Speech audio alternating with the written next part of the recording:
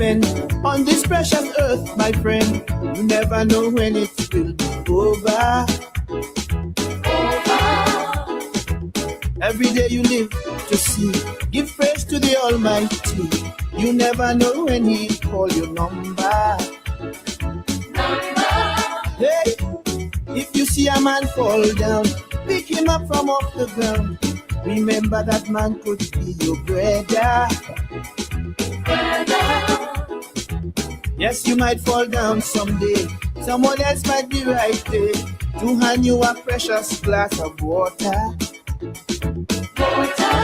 I said to live nice with your neighbor. Live nice. Live nice. I said to live nice with your sister. Live nice. Live nice. Cause remember, naked we come, naked we go. We here today, gone tomorrow. Swallow your pride, put it aside, and live nice. Live nice. Live nice. Live nice. I said to live nice.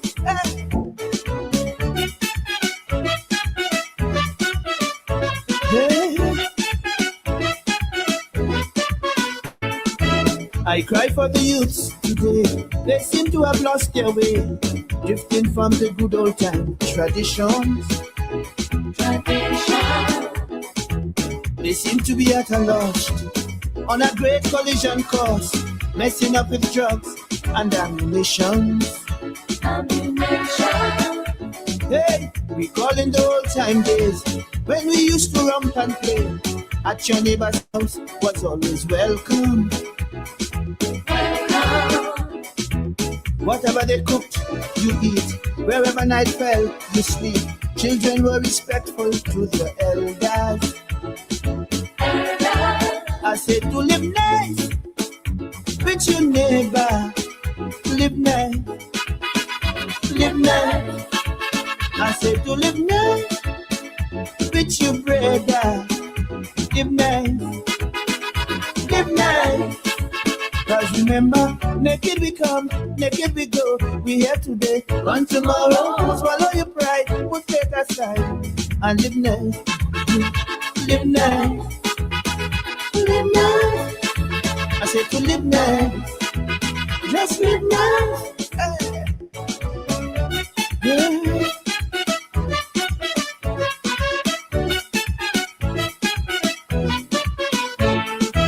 Ignorance and jealousy are pillars of treachery that leads to bitterness and hatred.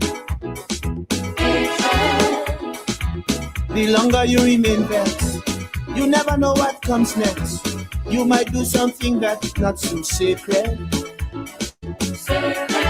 Hey, forgiving is hard to do. The things that some people do, your basic instinct is just to choke them. But anger is poisonous. It just is not good for us. It could lead to some serious heart problems. Hey, I said to live nice with your mama. Live nice. Live nice. I said to live nice with your poopa. Live nice. Live nice. Cause remember, naked we come, naked we go. We here today, gone tomorrow. Swallow your pride, put it aside, and live nice. Live nice. People live nice. I said to live nice. Just live nice.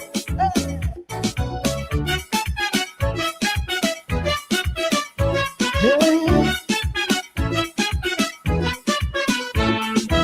How drastic the world has changed. Nothing is sacred again.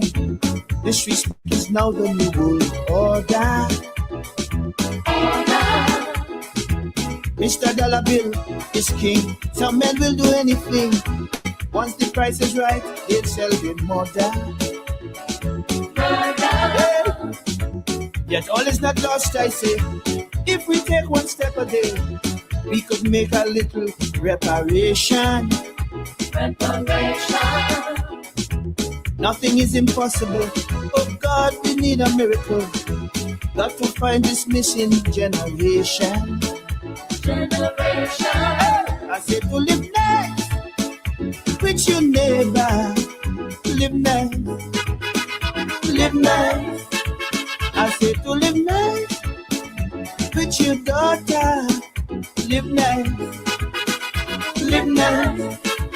Cause remember, naked we come, naked we go. We here today, gone tomorrow. Swallow your pride, put hate aside, and live nice. Live nice, live nice. Say to live nice. You have lost your way, drifting from the good old time traditions. They seem to be at a loss on a great collision course, messing up with drugs and ammunition. Hey, we call in the old time days when we used to romp and play. At my neighbor's house was always welcome. Whatever they cooked, you eat. Wherever night fell, you sleep. Children were respectful to their elders. I said to live nice with your neighbor. Live nice, live nice. I said to live nice with your brother. Live nice, live nice. Cause remember, naked we come, naked we go. We here today, gone tomorrow. Swallow your pride, put it aside, and live nice, live nice, live nice. I said to live nice, just live nice.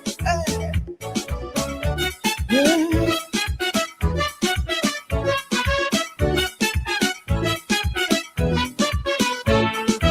Ignorance and jealousy are pillars of treachery that leads on to bitterness and hatred. The longer you remain vexed, you never know what comes next. You might do something that's not so sacred. Hey, forgiving is hard to do. The things that some people do, your basic instinct is just to choke them. But anger is poisonous. It just is not good for us. It could lead to some serious heart problems. Hey, I said to live nice with your mama. Live nice, live nice. I said to live nice with your poopa. Live nice, live nice.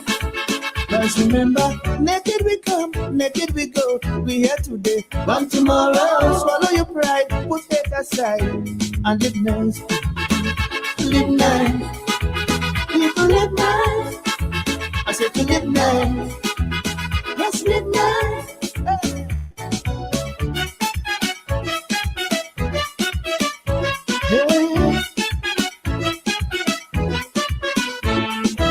How drastic the world has changed. Nothing is sacred again. Disrespect is now the new world order. Mr. Dollar Bill is king. Some men will do anything.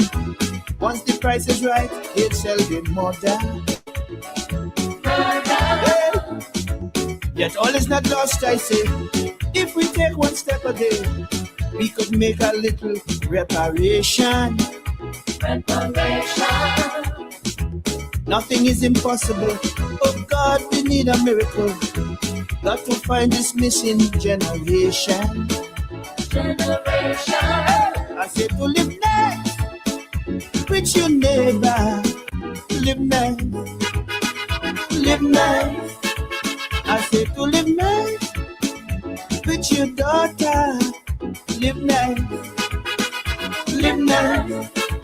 Cause remember, naked we come, naked we go. We here today, gone tomorrow. Swallow your pride, put it aside, and live nice, live nice, live nice.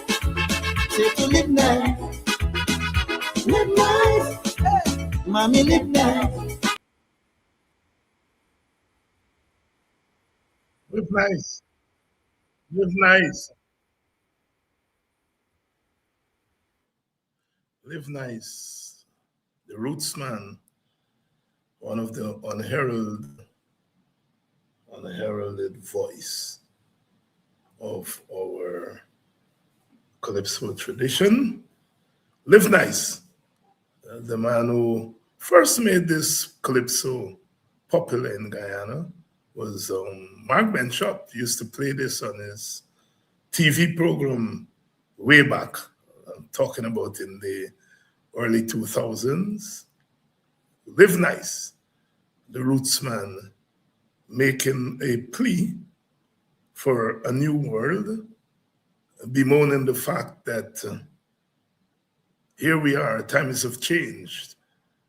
They're not what they used to be. He's despairing about the youth, the younger generation, that they've lost some of the values that were entrenched in our society. But he said, all is not lost. All is not lost. Live nice. Live nice. Live nice. We're here today, we're gone tomorrow, and we try to do our best to make this world a better place and live nice. Live nice. There are signs that we are beginning to turn the page. There are times any society will go down, but when you go down, you can only come up. Please share the link. I see a few of you have shared the link. Please, those of you who are on, please share the link, please share the live, and let everyone know that we're on tonight. A very special good evening to the people of Buxton. The weekend started with, on Friday, with a Buxton tribute to Dr. Rupert Roopnaraine, Friday night. And then over the weekend, they had the Buxton Mash. And the first time I'm experiencing it. And the usual partying and people having a good time. And our people have to have a good time. We can't all be serious, doom and gloom. But something was very striking. Something was very striking. The first thing, there was heavy police presence, and not an intimidatory presence, but more of a protective presence. And they were out since Friday night. But the thing that struck me most was the police closed off the partying at 9 o'clock last night, which was very early for an event of that nature. And what struck me is that there was not any resistance on the part of the people. They accepted the directions of the police, and the party closed off at 9 o'clock. People mingled around after then, but left and went home. So I want us to put those two things in context. The behavior of the police, in the first place, in not intimidating the mostly young people, but there were big people out there too, because it was a village event, and people of all age groups were out there, but the majority was young people. And some of my friends were teasing me that here's the MP not asking the police to give more time. I understand that. But, you know, one has to judge those things. The police behaved respectfully all weekend. And so when they closed down the party at 9 o'clock, I'm sure the people wanted to go longer. But because the police was respectful, there wasn't any ruckus on the part of the villagers, although they would have wanted the party to go a little bit later. And sometimes these small things are lost on our people, you know.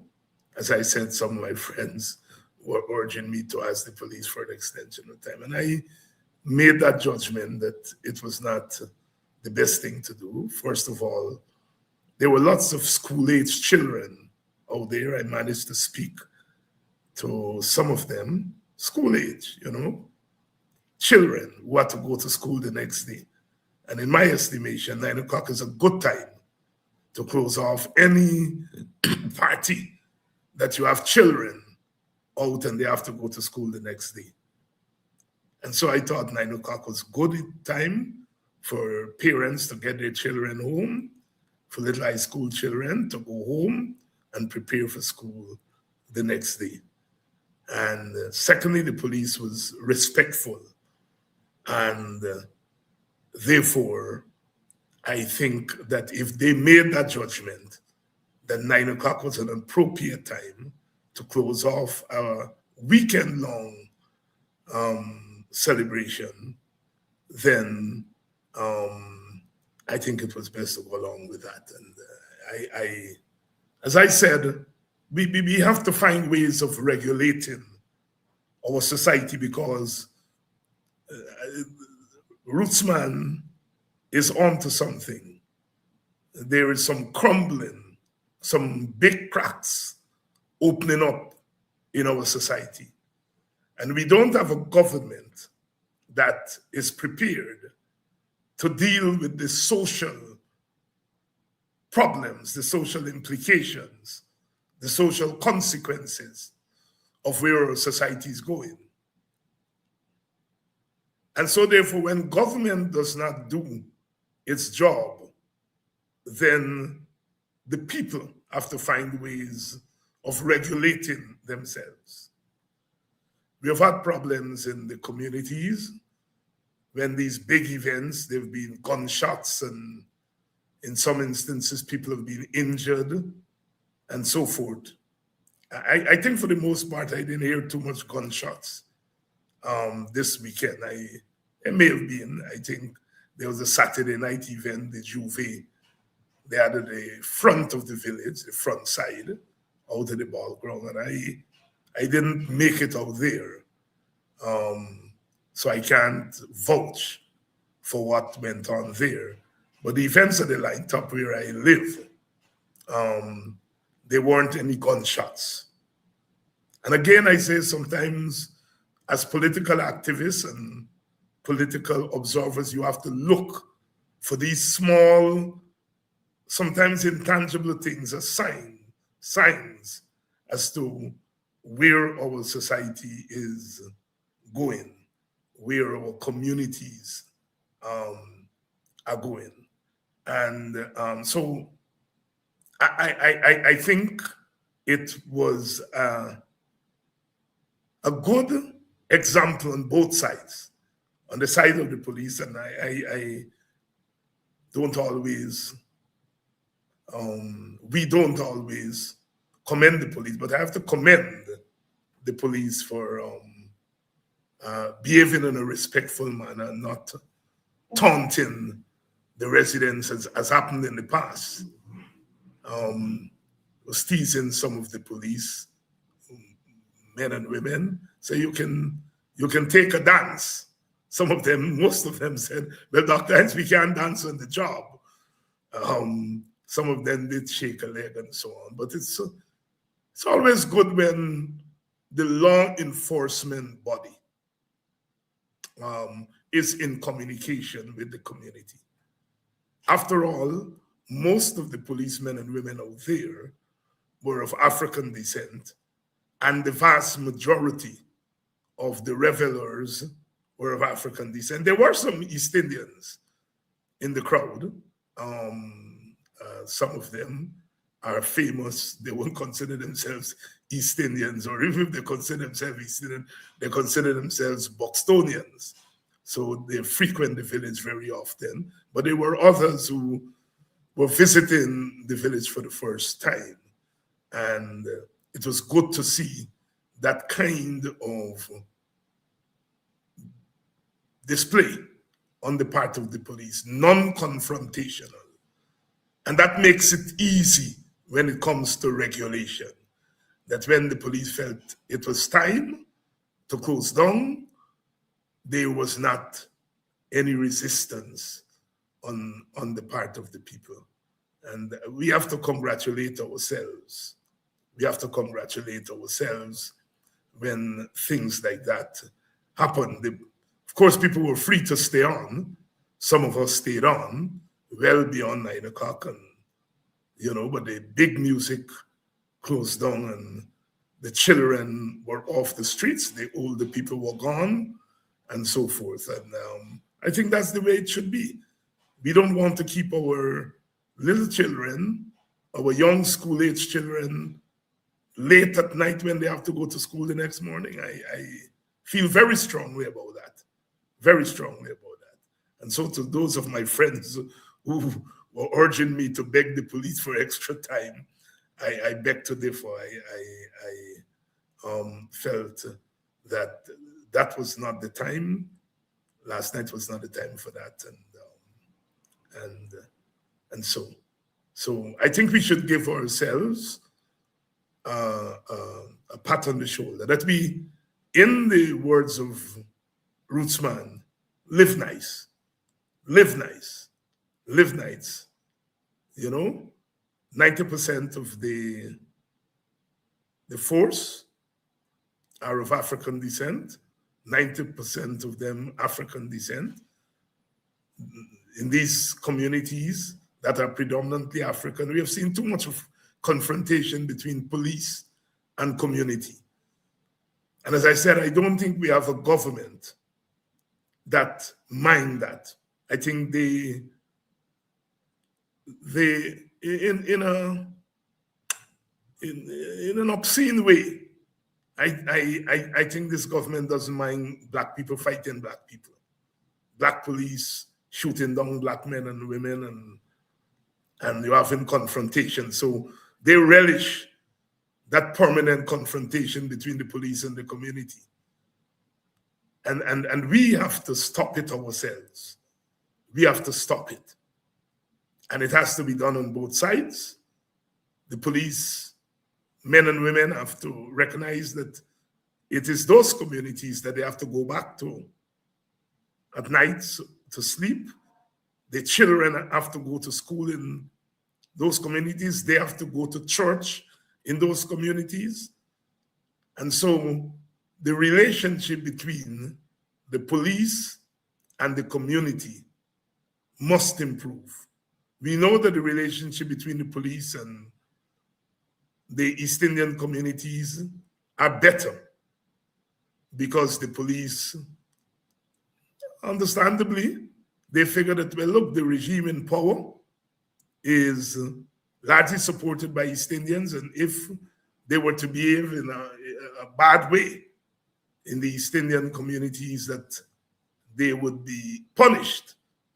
And so by default, East Indian communities do not feel the same kind of battering from the police that Amerindian communities, and especially Black communities, face. And so it is up to the Black community to regulate that relationship between police and community. The government is not going to do it. The government likes when the police and the Black community are at war with each other.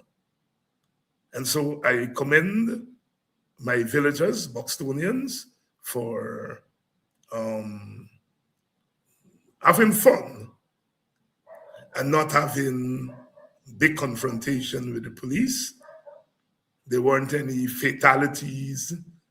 Like I said, I don't think there was any gunshot. I can't swear for that because sometimes these things happen in corners of the community that you are not from. But to the best of my knowledge, it was an incident-free weekend. And here is what we want. This is what we want to see in all of our communities. In all of our communities. that we have fun without violence and the kind of tragedy that has been present whenever we've had these events. So big hail up to the organizers of the event, and especially to the police, and more especially to the community. Also commend the community for the tribute to Dr. Rupert Roopnaraine on Friday. We had a good get together, and people from outside of the village came into the village and paid our tribute to an icon, a political titan. And especially, we in the WPA felt that Buxton was an appropriate place to do that tribute. One, because Roopnaraine himself was grounded in the Black community. They knew him,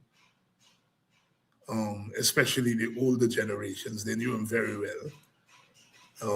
As they said at the tribute, the night of reflection, that he was a Bucks man.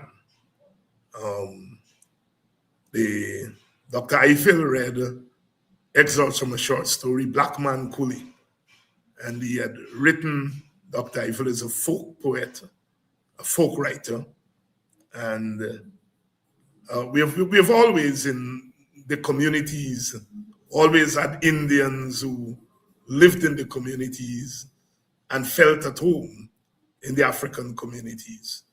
And our community in Buxton was never short of the so-called Black Man Coolie, that is Indian Guyanese who feel comfortable in the community and escape the wrath, the racial wrath that we have seen in our village. And so Dr. Eiffel read part of that short story that he had written, and how appropriate, because Roopnaraine falls into that category of quote-unquote Black Man Coolie. That's an Indian, East Indian, who feels comfortable among Black people, but more than that, an East Indian who respected the Black community. As I said, there's so much you can say about Rupert Roopnaraine. Some flattering things, some unflattering things. But the one thing, as I said, for me, that stands above all else was that I, as an African, felt that Rupert respected me as an African and that he respected African people. And that was enough for me. Thanks to the PPP's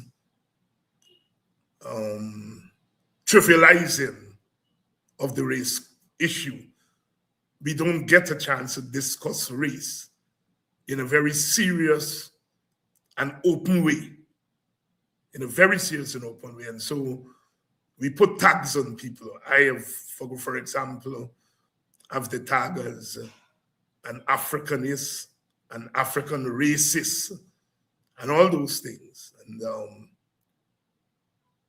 a Pandit met me at a very prominent place and said to me, you know, Dr. Hines, you love your people. And I respect you tremendously because you love your people. I don't think you can love other people if you don't love your people. And this is a member of, I'm sure he's sympathetic to the PPP. I didn't ask his political affiliation, but I assumed then. He said, forget about all the thing about racism and so on. He says, Hindus, we respect our people, we love our people. And so therefore there's an appreciation when someone loves their own people. And whether he meant it or he didn't mean it, it was immaterial to me. What is important is that he uttered it. And I know it's very difficult to utter those things in public. But at some point, we have to have an honest conversation about self-love, to use a concept, a term made popular around Marcus Messiah Garvey, who part of his philosophy was self-love.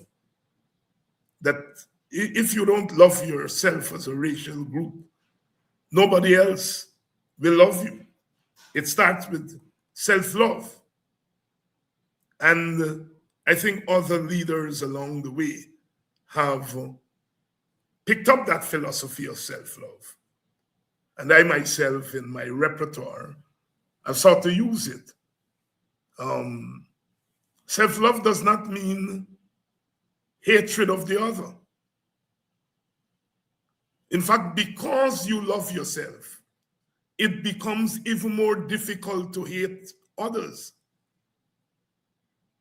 That has been my personal experience. It has been my experience of studying the concept of race and ethnicity. The more you love yourself, the more you love your group, the more difficult it becomes to hate the other group. This is the irony of when people refer to people like myself as racist. What they don't know is because of our love for our group, it becomes difficult to hate another group because you're guided by love. That is what Bob Marley meant by one love. You know, that you begin with love for self, love for own, and that love will be projected to others. If you begin by believing that your race is superior, that's when you begin to hate each other. That's when you begin to hate the other group. Because if you start by saying, my group is superior, then logically, you believe the other group is inferior and you wouldn't like them. But if you begin by loving your group, loving their virtues, loving their contributions, at times being self-critical, but always lifting up your group, then it becomes easy to lift up another group. And that is why the death of Dr. Roopnarine became emotional for me. Emotional for me. Because this is somebody who I loved. Somebody who was an example to me and to others. Someone who I felt comfortable sharing secrets with. And I'm not talking here about personal secrets, but engaging in political action in times of danger with. When you're facing danger or you're going into a dangerous environment, you are trusting the people who are next to you. You're trusting, you have to trust them. Because your life is in your hand, but it's in the collective hand. And you have to respect people if you're going to trust them. And as some people have been remarking this past week, they were not aware of the contributions of WPA people. Many of them, you know, got to know Roopnarine when he became a parliamentarian in 2011. That was not the first time, by the way, that he went into parliament. He was a parliamentarian since 1995. He got one seat in 1992, and Clive Thomas and Rupert Roopnarine shared that seat. So he had gone into parliament before, representing the WPA. But the younger generation was knowing of Dr. Roopnarine, the Minister of Education. And many of them, very political people, are not aware of his own contributions that preceded the last 15 years, 20 years. And you know, I mean, the WPA is not the same kind of political force that it was 20 years, 30 years ago. All parties go through that. I sometimes smile and joke with my PNC friends, you know, who are now smarting at the fact that the PNC is now being reduced to a third party. And if you told them that, they would not, nobody would have believed that would ever happen. And I appreciate that supporters of the PNC have to deal with that reality. And it's not easy. It's not easy being a third party. A lot of my PNC friends are saying they're done, me done, me done, black people mess up, me done. And I smile sometimes because I said, I have belonged to a third party all my life. And so I know the pain, sometimes the pain of not being one of the first two. But being a third party electorally doesn't mean that you're a third party politically. This is where I think PNC supporters, APNU supporters, have to start orienting our minds. Being a third party electorally does not mean you're a third party politically. Anybody who has any political sense, rudimentary political sense, will know that the PNC/APNU is still the number 2 party politically in this country.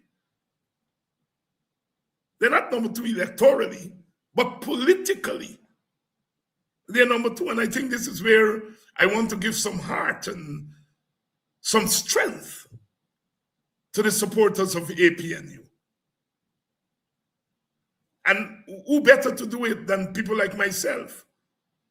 Because we are accustomed to being electorally a third party. PNC people, some of them would, you know, taunt us. What WPA bring to the table? What them little party this? Well, the PNC has now become a little party, electorally, because it brings third. But it's not a little party politically. And what do I mean when I say politically? I mean the capacity to get people in the society to do things that they would not normally do politically. The PPP still has that. The PNC still has that clout. The PPP is going to, when it's making policy, when it's making decisions, it will take into consideration what the PNC/APNU will say or do before the other parties, including the number 2 party. The PNC has roots, R-O-O-T-S, in the communities. And so therefore, it has roots, R-O-U-T-E-S, that newer political parties don't have.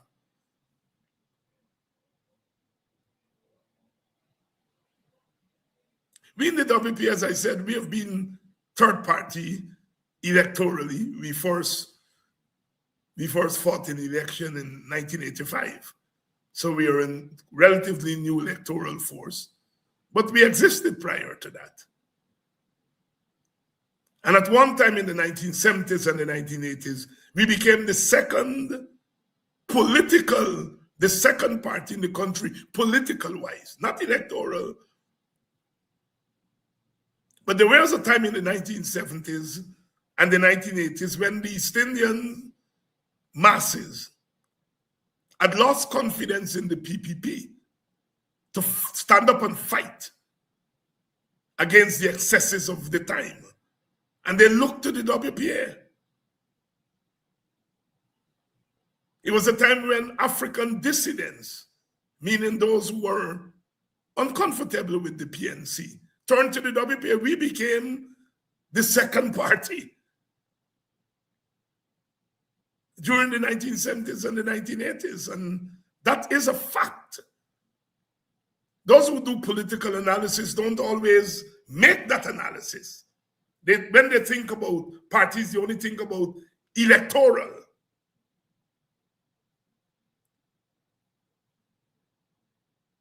You can be electorally strong, but not politically strong.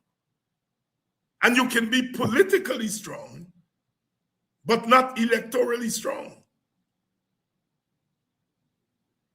And so between the mid-1970s, early 1970s, the decade of the 1970s, the decade of the 80s, the WPA was the #2 party. It had eclipsed the PPP. But when elections came in 1992, the PPP came out as a stronger electoral party than the WPA.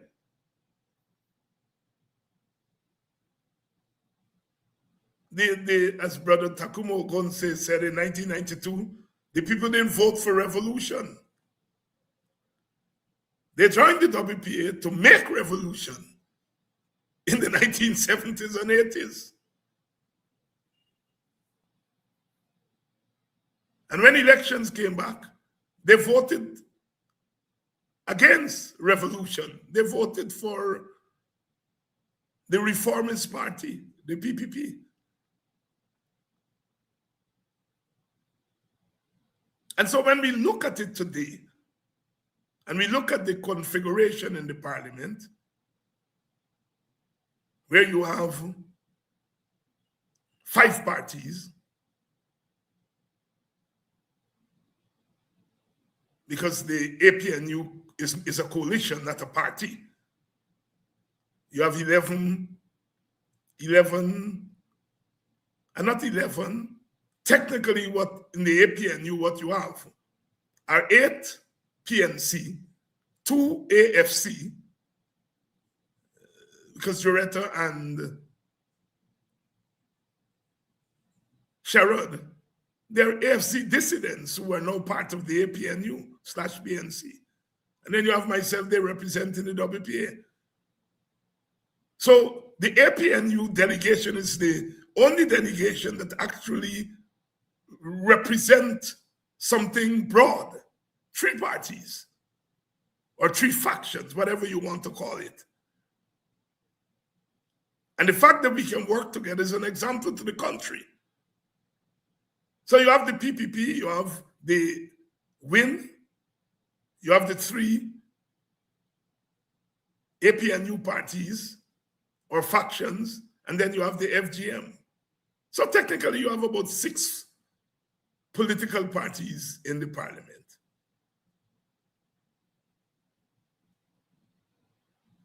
But that does not mean that the PNC is no longer strong. I hear people say all kinds of things. You know, the PNC has to rebuild. Oh, it's easy. When you lose in an unusual way, an unprecedented way, people are going to reach for doomsday first. And I think a lot of PNC people have reached for doomsday. The other side, in public, is going to reach for doomsday. You heard them in the parliament, and that's why you're there. And the next election, you're going to have 0. You have 12, 11 now, 12 now. You're going to have 0. That's political rhetoric. And when you, the supporters of APNU, fall for that, then you go correcting a sickness that doesn't exist. Every now and again, in every society, people buck the status quo. They buck the system. A lot of people forget in 1992, Ross Perot, a businessman, no political experience, came from nowhere, and won 20% of the popular votes in America. He ran again in 96, and he got about 8 or 9%. But in 1992, he peaked. Bill Clinton did not win in 1992 with a majority. He won with a minority of the popular vote. And if America had the system of proportional representation, Ross Perot would have won about 60 electoral college votes.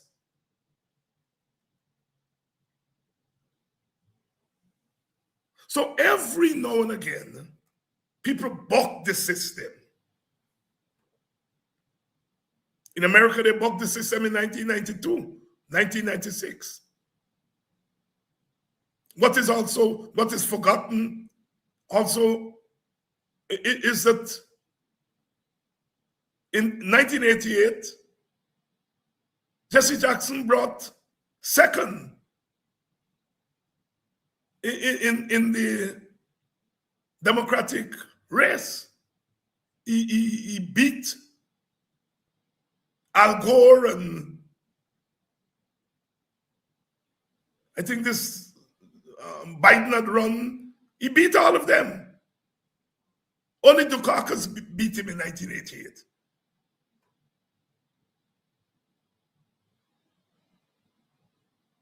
So every now and again, in any society, the voters buck the system. And when you read wrong or you analyze what happened the wrong way, then you panic. And so there's some PNC/APNU people who are panicking. And I think that panic is misplaced. There is a known fact. And the known fact is that the PNC, APNU, WPA were beaten into third place. That's a known fact. There are some unknown facts, which is not going to be known within 6 months of an election. You can't go in people's head and know what motivated them to vote in unusual ways. It takes time to deconstruct what happened. And so some people have read the death of APNU, the death of PNC. It is also same people who read the death of WPA. They said when Rodney died, the WPA died. And we had to reveal these past couple of weeks that when Dr. Rodney was murdered in 1980, the WPA was not yet a party.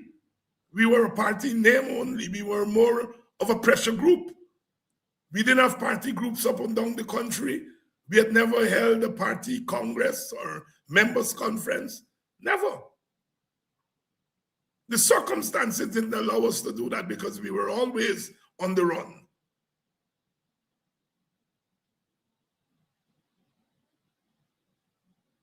When Walter Rodney was murdered, after then the party met in August of 1980 at a members conference.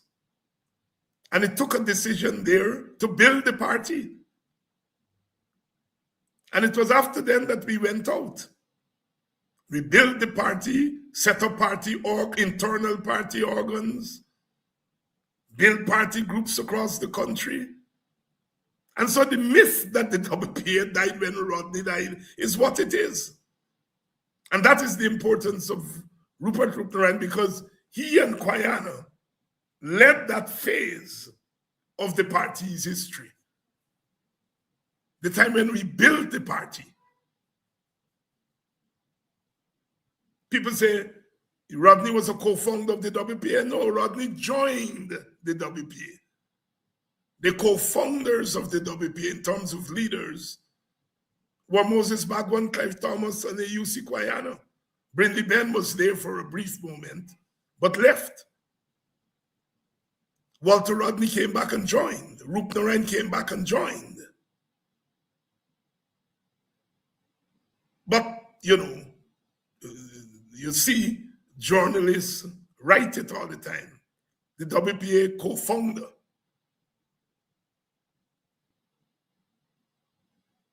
Rodney came back and he became, in a collective leadership,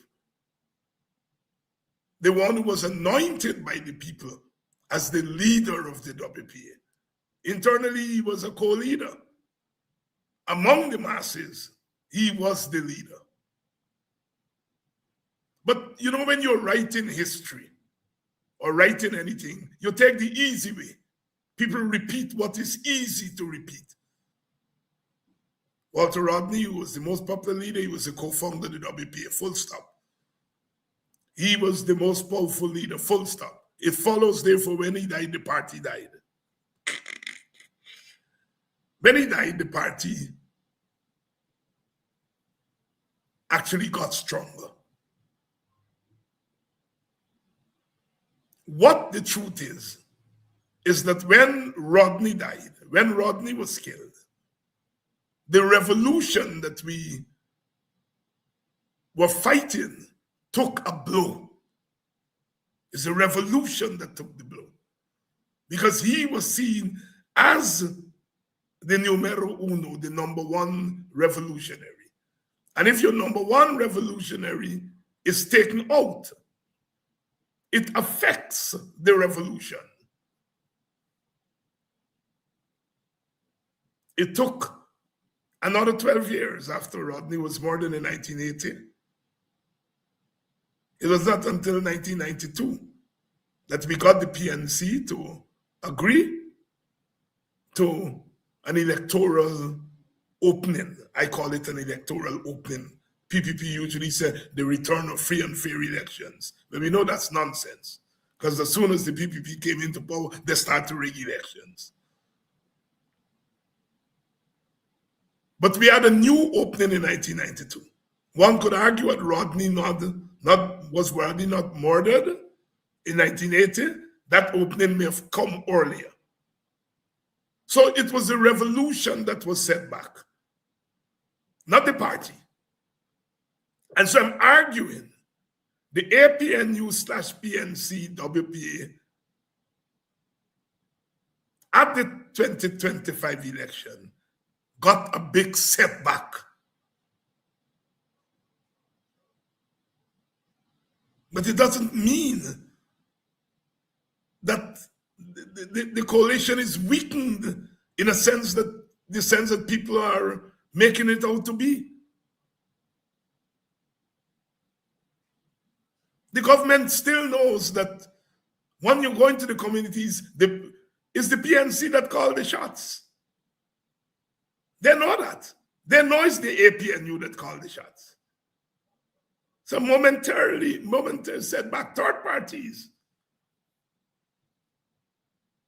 In our post-independence experience, we had a united force in 1961. It got, I think, 7, 8 seats. 1964. It got enough votes to join with the PNC to oust the PPP. By the turn of the 1970s, the United Force was no longer an electoral force, for whatever reason. Entered the WPA in the 70s. And for the 70s and the 80s, WPA was the third party. As I said, it may have become the second party.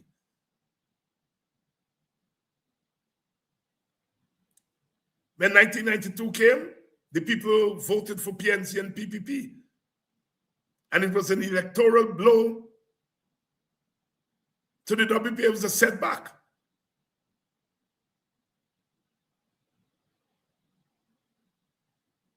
"20 years later, 15 years later, the AFC emerged.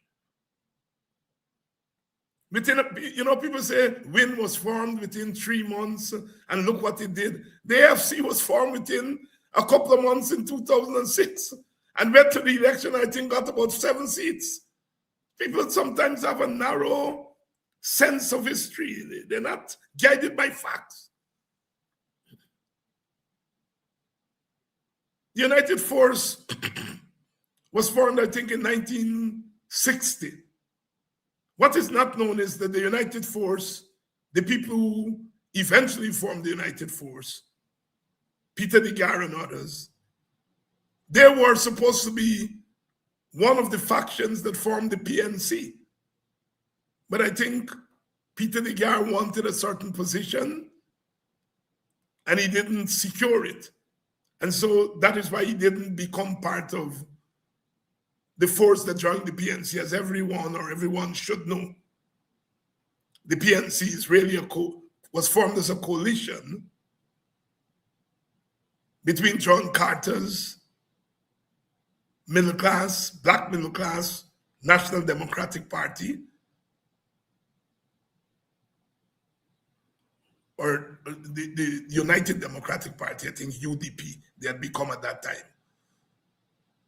It was a combination of John Carter's party, the Burnhamite faction of the PPP, and later on, Sidney King joined and brought in his rural support on the East Coast and other places.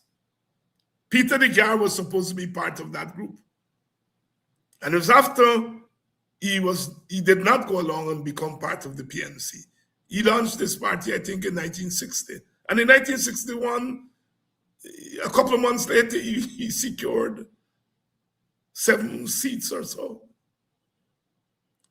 So what has happened there with WIN has happened before with the United Force. The WPA is unusual because there weren't free elections when the WPA was at its peak in the 70s and the 80s. If there were free elections, we would have known the political strength of the WPA. So we can't judge the WPA on political strength. We have to judge them on their political strength. And then the AFC came, formed within a couple of months, 7 seats. They repeated it in 2011. They joined in 2015 in a pre-election coalition. Today, 11 years later, 10 years later, the AFC has 0 seats. We have to understand the motion, you know? We have to understand political motion. If the AFC wants to live, it can continue to live, although it doesn't have a seat in parliament. But like every party that goes through that kind of shock, sometimes it takes time. We in the WPA went through a shock in 1992. The people who voted for us we got 1/3 of the vote in Buxton, and then the Amerindian people, Region 8 and Region 9. That is how we were able to get into parliament. But we continued, and we have continued to this day Because if you're a party that came in to fight election, when you're devastated at an election, you go home, you pack up and you go home. We saw many parties did that in our history. There's so many parties that came into being and they pack up and gone. The PPP has been there from 1950, 76 years, the PPP, the PNC from, whether you call it 55 or 57. They have been there for 70, 71 years. The WPA came in as a pressure group in 74. So we have been there for 52 years. And if the AFC want to remain a party, they can remain a party. It's not an accident that it's the PPP, the PNC, and the WPA that have survived. WPA has survived in small form, but it's not an accident. Because the PPP and the PNC came out of the anti-colonial struggle, the decolonization struggle. They came out, those are parties that were born out of a political environment. And so they weren't born as electoral parties. The PPP and PNC were products of a historical moment in our history. And the WPA is also a product, not of the decolonization. The PPP and the PNC were products of the decolonization. That is the transition from colonialism to independence. After independence, there were radical questions being asked about the society. Questions of equality, social equality.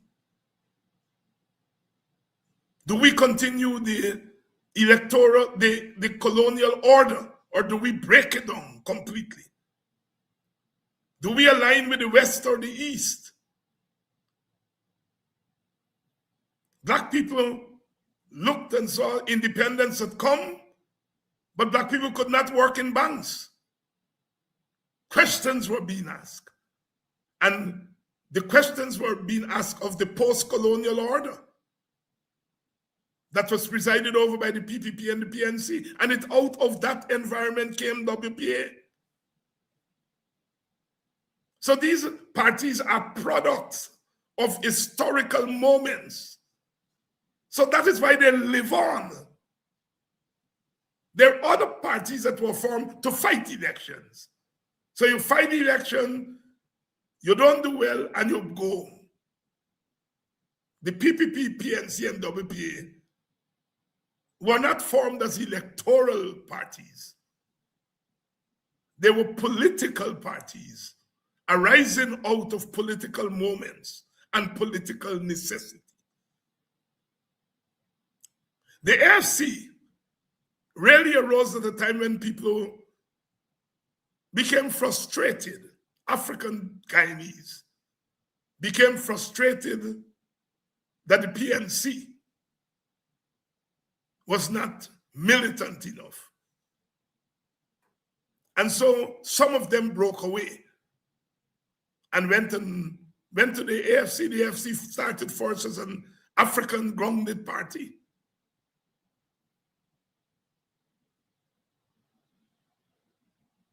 Now, whether the AFC will continue to live in a scaled down way, as the WPA has lived as a scaled down way, is up to them.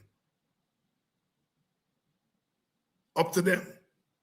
But in our history, there have been three parties that have chalked up half century. PPP 76 years old this year, PNC 71 years old, WPA 52 years old. We're talking history here tonight. We're not, sometimes you have to do this, It's not an accident. And it's not an accident when in 2025, some newcomers in the PNC abandoned the PNC. The AFC abandoned the coalition. And WPA is the only one that stood with the PNC and the APNU coalition. That's not an accident. That's not an accident. Because for us in the WPA, our calculation was not electoral. We were fighting an election. We understood that we have to have votes. But for us, we were driven not by votes. We were driven by where the country is at the moment and what is the best approach to saving the country from the peril that is staring it in its face. And we felt the best way was a coalition to confront the PPP rampage. Very simple.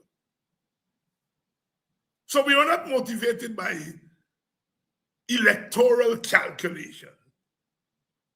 We were motivated by political calculations. And that is why it was easy for us to stay with the APNU. Because what are you doing? Fighting with PNC and PNC fighting WPA. We're fighting for the same vote. As I said, if you examine most opposition supporters, you cut them up. They have a little piece of PNC in them, a little piece of WPA now. You have to say some of them have a little piece of win in them. And if you don't understand that, you don't understand the rudiments of politics.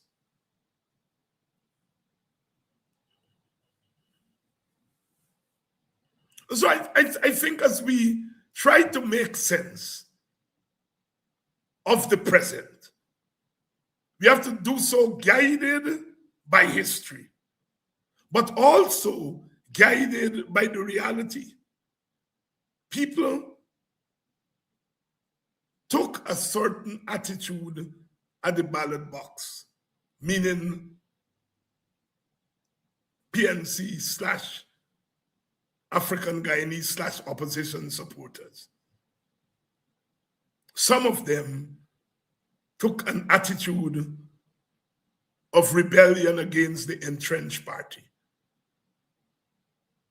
And they expressed that rebellion by some of them gave their votes to a new party. Some of them stayed home. And some of them showed bravery and came out and voted for the APNU. And so it doesn't mean all the things you're hearing, the PNC need to do this and the PNC need to do that. And one of the things you have to give Norton credit for is he came in and the usual thing when parties are in power, they neglect the party structures because everybody's in government, everybody in a ministry, and nobody working for the party. The PPP, I don't think, is making that mistake because what they have done is merge the party and government. Burnham also did the same thing. He merged the party and the government. Granger, credit to him. He did not work on paramountcy of the party. He didn't merge the party into the government. But under him, the party was neglected.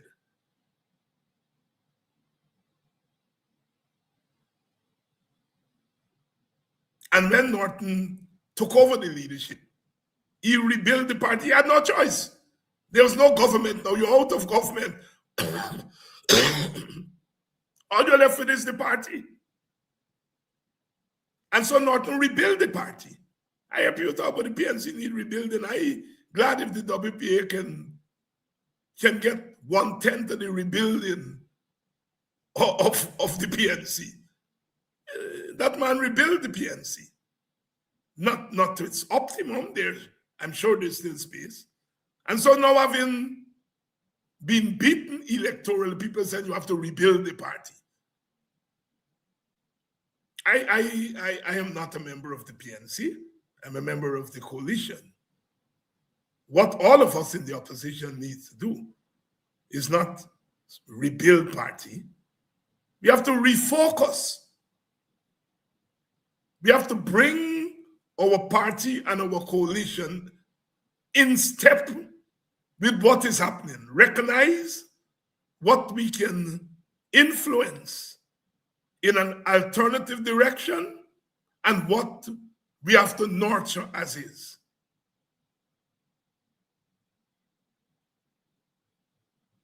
That is what we have to do, refocus. The fact that we didn't see a substantial part of our base drifting to a new party meant that we didn't have our eyes focused totally on the ball. And I think that's what, as opposition leaders, we have to do, is to refocus the coalition. Not rebuild. You can rebuild in parties, going out and forming party groups, but having done that, having formed party groups, what now? What do the party groups do? That is what we have to talk about.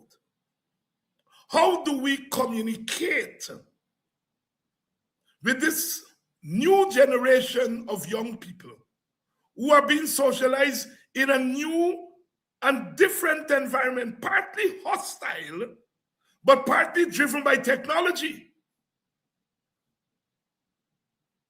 So partly driven by technology, new ways of communicating, new ways of engaging reality, and partly driven by the overwhelming impositions of the PPP with all its money. And so our country is giving breed to a new generation that is influenced by global technology. Influenced partly by the overwhelming and compelling role of the state, negative role of the state and the party in power. And out of that, they're developing new instincts. We know in the APN, we have to come to grips with those instincts and try to change the more dangerous of those instincts and to nurture the less dangerous aspects of those instincts. That's where the fight is.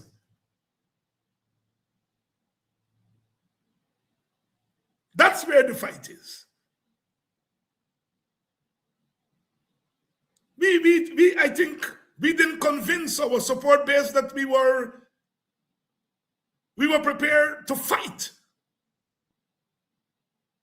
And that's a very crucial aspect of what has happened. They didn't think that we were fighters. The other day at the funeral, Sister Jocelyn Dow remarked that myself and Brother Takumo Gunse spent time in jail. And there were young leaders there who didn't know that.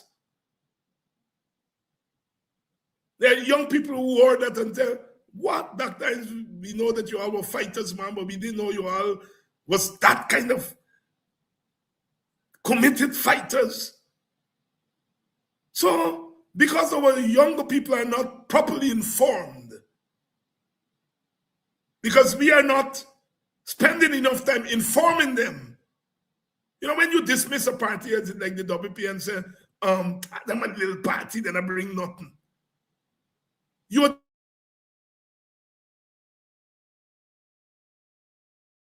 dismissing the party, but you're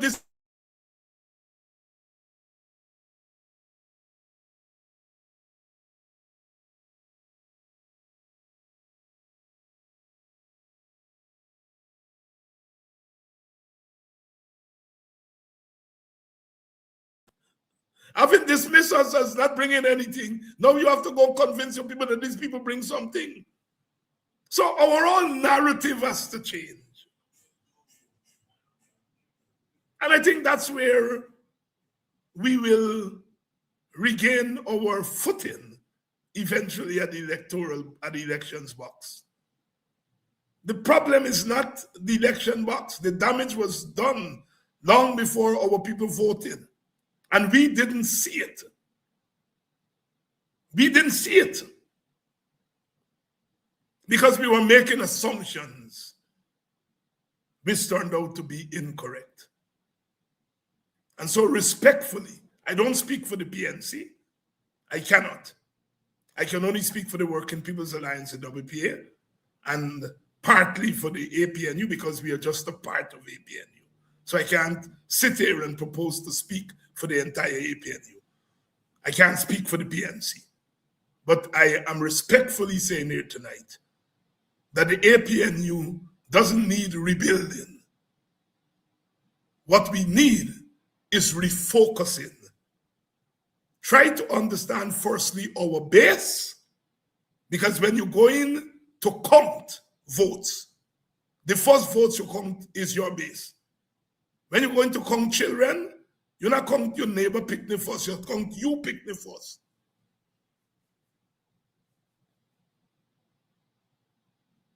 And so we have to refocus. We have to understand what is driving our base, especially the younger people. And we don't have to agree, like I said, with all of the instincts that are there among them. But we have to understand what those instincts are. And they're real instincts. So, sisters and brothers, we have that kind of work to do. And I think we are beginning to do that work. On Friday, we are heading up to Wismar, Mackenzie, Linden for a street parliament. And if you notice, it's a street parliament. In the old days, they called it the People's Parliament.